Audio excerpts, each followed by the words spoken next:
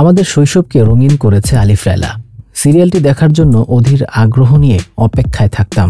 স্মৃতিময় দিনগুলো খুব মিস করি। 90 দশকের আলোচিত সিরিয়াল আলিফ লায়লার সঙ্গে বহু দর্শকের স্মৃতি জড়িয়ে আছে। বিটিভিতে প্রচারের পর সিরিয়ালটি দর্শক মহলে রীতিমতো আলোড়ন তুলেছিল।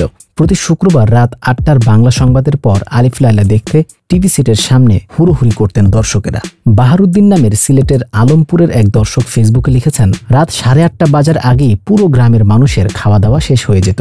উত্তেজনা, ভয় আর আনন্দের মিশ্রণে আলিফ লায়লার জন্য অপেক্ষা করতাম। রাকিব মাহমুদ নামে আরেকজন নিজের অভিব্যক্তি শেয়ার করেছেন এভাবে, টিভির সামনে চেয়ার পেতে অথবা পাটি বিছিয়ে বসে পড়তাম। ছোট ভাই, বড় ভাই, আমরা এবং পরিবারের সবাই। তখন অবশ্য বিদ্যুৎ ছিল না। ব্যাটারি দিয়ে সাদা কালো টিভি চালিয়েই সুখ খুঁজে পেতাম।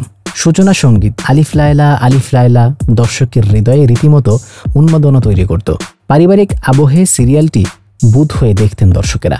সিন্দবাদ, দস্যু কেহেরমান, আলাদিন ও মলিকা হামিরার মতো চরিত্রগুলো এখনও 90-এর দশকের হৃদয়ে অমলিন। বয়স্ক প্রাপ্তদের পাশাপাশি শিশু কিশোরদের জীবনেও সিরিয়ালটি ব্যাপকভাবে প্রভাব ফেলেছিল। খেলার ছলে দস্যু কেহেরমানের মতো এক চোখা চশমা বানানোর চল ছিল তখন। সিন্দবাদের সুলাইমানি তরবারি নিয়ে কিশোরদের আলাদা আগ্রহ ছিল। সেই সময় মালিকা হামিরার বিচ্ছু, আকরামের আদলে খেলনা বিক্রির ধুমো ছিল। 80 ও 90 দশকে the sword of Tipu Sultan, the adventures of Sinbad, the new adventures of Robin Hood সহ বেশ কয়েকটি সিরিয়াল বিটিভিতে প্রচার করা হয়েছিল। দর্শক জনপ্রিয়তার শীর্ষে ছিল আলিফ লায়লা। এই আলিফ লায়লা সিরিয়ালটি জনপ্রিয়তা ছিল আকাশচুম্বী। 80-র দশকে বেশ কয়েকটি ইংরেজি সিরিয়াল বিটিভিতে অরিজিনাল ভাষায় প্রচার করা হতো। তবে আলিফ লায়লা বাংলা ভাষায় ডাবিং করে প্রচার করা হয়েছিল। বলা হয় এটি বিটিভিতে বাংলা ভাষায় প্রচারিত প্রথম কোনো বিদেশি সিরিয়াল।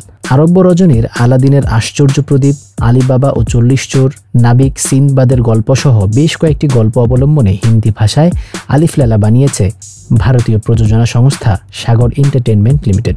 সুভাষ সাগরের প্রযোজনায় আলিফ লায়লা নির্মাণ করেছেন অমৃত সাগর ও শক্তি সাগর।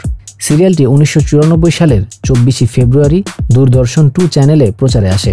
143 পর্বের সিরিয়ালটির প্রতিটি পর্বের দীর্ঘ 23 মিনিট। পরবর্তীতে দর্শকের আগ্রহ বিবেচনা করে সেটি বাংলা ভাষায় বিটিভিতে প্রচারিত হতে থাকে। জানা গেছে ভারতে এই সিরিয়ালটি বাংলা ভাষায় ডাবিং করেছে সাগর এন্টারটেইনমেন্ট লিমিটেড।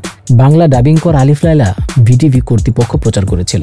সিরিয়ালটি প্রচারের জন্য চুক্তি অনুযায়ী সাগর এন্টারটেইনমেন্ট লিমিটেডকে অর্থ পরিশোধ করেছিল রাষ্ট্রীয় টেলিভিশনটি। তখন এই সিরিয়াল নিয়ে পত্রপত্রিকায় নিয়মিত লেখালেখিও হতো। সিরিয়ালটি বিটিভিতে প্রচারের পর 2000 সালের দিকে 21 টিভিতেও সেটি প্রচারে এসেছিল। মাঝে গাজী টিভিতেও প্রচার করা হয়েছে। ভারতীয় উপমহাদেশে আলিফ লায়লা তুমুল জনপ্রিয়তা পেয়েছিল। বাংলাদেশের বাইরেও মিশর, শ্রীলঙ্কা, যুক্তরাষ্ট্র, দক্ষিণ আফ্রিকাতেও প্রচার হয়েছে। আলিফ লায়লা ভারতে সেরা সিরিয়াল হিসেবে একাধিক পুরস্কার অর্জন করেছে। এই আলিফ লায়লা নির্মাণে কারা ছিলেন? সিরিজের প্রযোজক, নির্মাতা ও শিল্পীদের মধ্যে এখন কেউই বেঁচে নেই। এর মধ্যে সিরিয়ালের প্রযোজক সুভাষ সাগর ভারতের বেশ কয়েকটি জনপ্রিয় টিভি সিরিয়াল প্রযোজনা করেছেন। প্রযোজনার পাশাপাশি অভিনেতা ও পরিচালক হিসেবেও তিনি পরিচিত।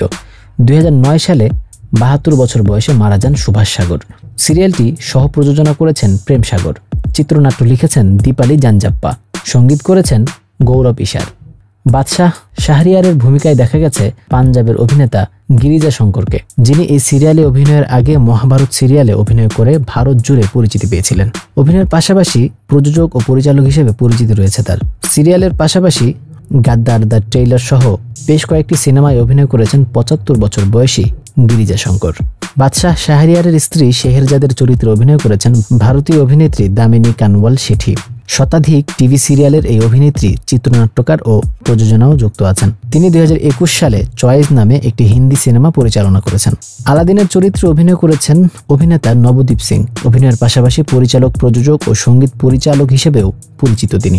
সিনবাদ চরিত্রে অভিনয় করেছেন ভারতীয় অভিনেতা শাহনেওয়াজ প্রধান। 2013 সালের ফেব্রুয়ারিতে তিনি মারা যান। শাহরুখ খানের রইস, সাইফ আলী খানের ফ্যান্ডম, ওয়েব সিরিজ মির্জাপুর এই সিনেমাগুলোতে অভিনয় করেছিলেন শাহনওয়াজ।